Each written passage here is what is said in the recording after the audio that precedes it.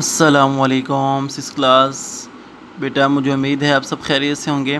جیسا کہ بیٹا آپ کے علم میں ہے کہ ہمارا سبق چل رہا تھا بک کے پیج نمبر 24 یعنی 24 پہ حج اور اس کی اہمیت کے حوالے سے۔ کل اور پرسوں ہم نے اس کی جو ہے وہ پورے سبق کی جو ہے وہ ریڈنگ کی تھی۔ مجھے امید ہے کہ آپ نے اس کی اچھے طریقے سے ریڈنگ کی ہوگی اور آپ کو بہت سی جو ہے وہ حج کے متعلق معلومات جو ہے وہ حاصل ہوں گی۔ تو ہم جو ہے وہ اب اس کی مشق کی طرف آتے ہیں۔ مشق میں جو ہے وہ سب سے پہلا سوال ہے مختصر جواب تحریر کریں۔ اس کا جز نمبر الف ہے، حج کا مفہوم اور اس کی فرضیت بیان کریں۔ دو جو ہے چیزیں اس کے بیان کی گئیں کہ حج کا مفہوم کیا ہے اور اس کی فرضیت کیا ہے، کہ حج کن کن لوگوں پر فرض ہے، کون سے لوگوں پر فرض ہے۔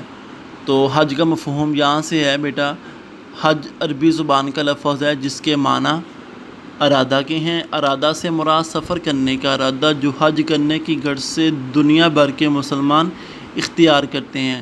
یہ حج کا مفہوم اس کا پہلا حصہ ہے۔ آپ نے بیٹا اسی طرح ہیڈنگ جو ہے وہ اوپر دے دینی ہے، حج کا مفہوم۔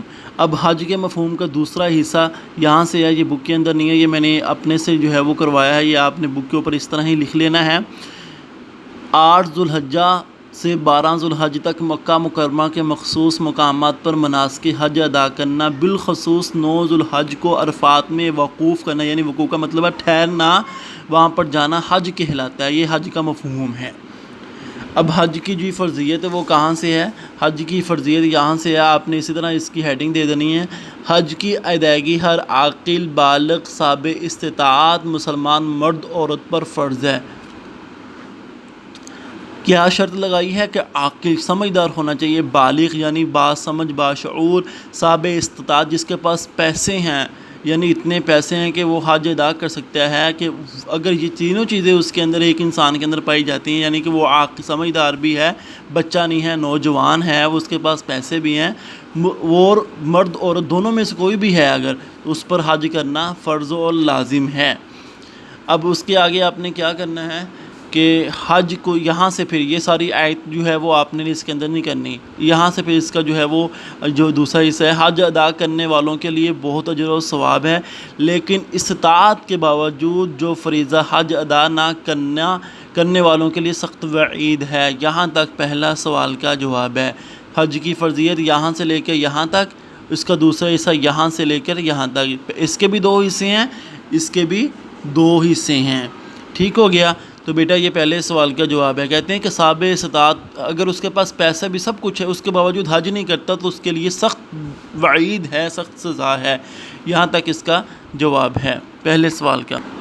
اب دوسرا سوال ہے، حج کی اہمیت اور فضیلت کے بارے میں تحریر کریں کہ حج کی اہمیت کیا ہے اور اس کی فضیلت کیا ہے۔ اس کا بیٹا جواب یہاں سے ہے، حج کی اہمیت اور فضیلت شروع سے یہاں سے لے کر حج مسلمانوں کا عظیم دینی اجتماع ہے، یہ دونوں لائنیں آگے یہاں تک جو ہے وہ پہلا حصہ اس کا، یعنی کہ ہر مرد عورت مسلمان مرد عورت پر فرض ہے، مسلمان مرد عورت پر فرض ہے۔ پھر دوسرا حصہ اس کا یہاں سے حج ادا کرنے والوں سے، یہاں سے پہلا حصہ پہلے سوال کا پہلا جو ہے وہ شروع ہوتا ہے، یہاں سے لے کر یہاں تک۔ اس کے اندر یہ حدیث بھی ہے کہ جو شخص استطاعت کے باوجود حج نہیں کرتا اس کے لیے فرق نہیں کہ اس بات میں کہ وہ یہودی ہو کر مرے یا عیسائی نصرانی یعنی عیسائی ہو کر مرے۔ تو بیٹا یہ دوسرے سوال کا جواب ہے، یہاں سے لے کر یہاں تک پہلا حصہ اور یہاں سے لے کر یہاں تک دوسرا حصہ۔ تو بیٹا آپ نے جو ہے وہ بک کے اوپر ان کے نشانات لگا کر صرف جسٹ آپ نے ان کو یاد کرنا ہے، یہ بک کے اوپر آپ نے لکھ لینا ہے، یہ چیز آپ نے لازمی لکھ لینی ہے، اس کے بغیر جو ہے وہ آپ کا مفہوم واضح نہیں ہو سکتا۔